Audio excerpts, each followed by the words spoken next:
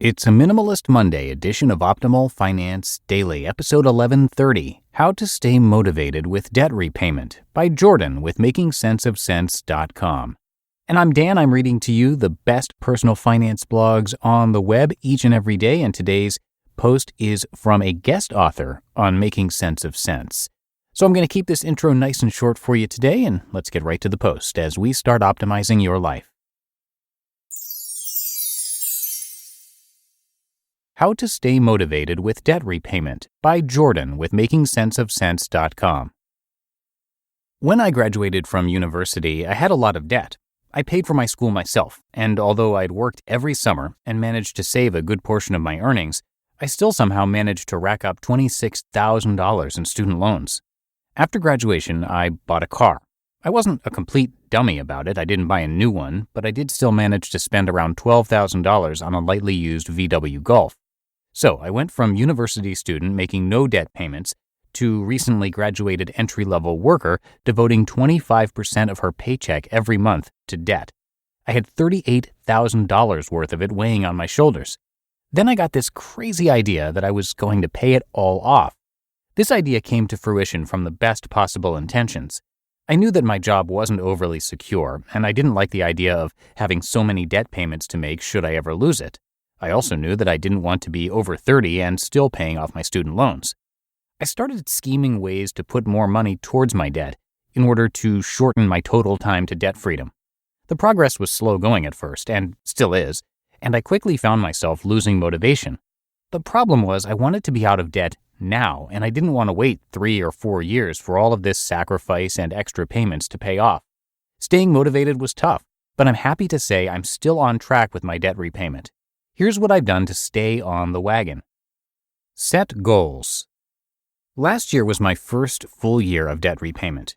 In order to stay motivated, I declared a goal to pay off $7,500 in debt principal. I declared it in a public forum on my blog, and then set about trying to achieve it. Setting this goal really motivated me to throw everything I had at my debt, and in the year 2012, I paid off $16,363 worth of debt. Celebrate milestones. Setting yearly goals is all well and good, but they take a long time to reach. Due to this, I also made sure to make a huge deal about achieving shorter-term goals. Every time either my student loan, my car loan, or my total debt owing decreased by $1,000, I would make sure to crow about it in my monthly net worth updates. Zeroing in on this progress really highlighted the fact that I was making progress and that I wasn't throwing away over half of my total income on extra debt payments to no avail. Keep a debt repayment timeline. I have an Excel spreadsheet that I use to calculate my date to debt freedom. It breaks down my debt owing by month from today until the day I'm debt-free. It includes the daily and monthly interest charges, as well as regular and extra payments I make or am planning on making. This spreadsheet is completely customizable, and every time I make an extra $100 from staff writing or my mom gives me a couple bucks for my birthday, I add that to my debt payments so I can watch my debt-free date inch closer and closer to the present.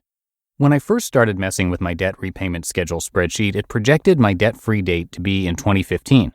Now, I might be able to pull off debt freedom by the end of 2013. I also keep a separate best-case scenario spreadsheet that includes things that I can't really predict with 100% certainty.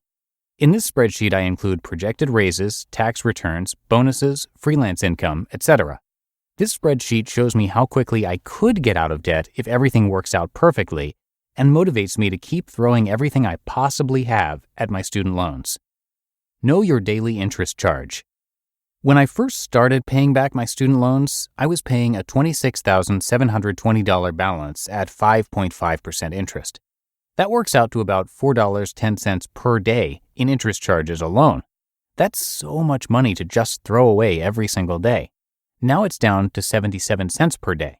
Much more reasonable, but still a lot worse than zero per day. Knowing that I was throwing away so much money on interest charges is a huge motivator to get rid of that debt as fast as possible. Keep your eye on the ball. The main reason I want to be out of debt is freedom.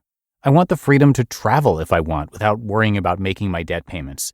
I want the freedom to quit my job if I'm unhappy without fear of defaulting on my loans. I want the freedom to invest my money and develop a comfortable cushion to fall back on, instead of worrying constantly that the floor is about to drop out beneath me and my debt is going to pull me under. I want that freedom, and making the sacrifices I've made to pay down almost $25,000 of my debt in the last 16 months on a recent graduate's income will be worth it. I've got $13,182 left to go. Motivation, don't fail me now. You just listened to the post titled How to Stay Motivated with Debt Repayment by Jordann with MakingSenseOfSense.com. And I'll have some comments for you in just a moment, but first, I want to thank BetterHelp. BetterHelp offers online counseling and therapy with licensed therapists from wherever you are and around your schedule. They have counselors specializing in depression, stress, anxiety, self-esteem, anger, grief, and so much more. BetterHelp makes it super convenient in that there are 4 communication modes: text, chat, phone, and video, and it's all available worldwide. You can start communicating in under 24 hours, and anything you share is confidential. And it's not a crisis line. This is professional counseling and therapy with licensed therapists, which is super important, but actually affordable with financial aid available. Best of all, it's a truly affordable option. Optimal Finance Daily listeners get 10% off the first month with discount code OFD. So why not get started today? Go to betterhelp.com/OFD. Simply fill out a questionnaire to help them assess your needs and get matched with a counselor you'll love. That's betterhelp.com/OFD, and I have that linked in this episode's description. And a quick note on today's post. If you're in the same boat as the author and dealing with student loans, now might be a good time to refinance. Interest rates are currently super low with everything that's going on, and there's a good chance you can refinance and lock in a very low rate, which would save you thousands of dollars in interest payments. Also, because of the current coronavirus situation, if you have federal student loans, the interest rates should be 0% through September 30th of this year of 2020, and you can likely pause your payments if you're experiencing financial hardship during this time too. That's according to a Forbes article titled How to Pay Your Student Loans During Coronavirus. On the other hand, if you're not experiencing financial difficulty right now, it might be a good time to make extra payments on your loans. And then for private student loans, again, refinancing might be a good option for you. So hopefully that helps. And that should do it for another edition of Optimal Finance Daily. I will be back with you tomorrow, so I'll see you there in the Tuesday show, where your optimal life awaits.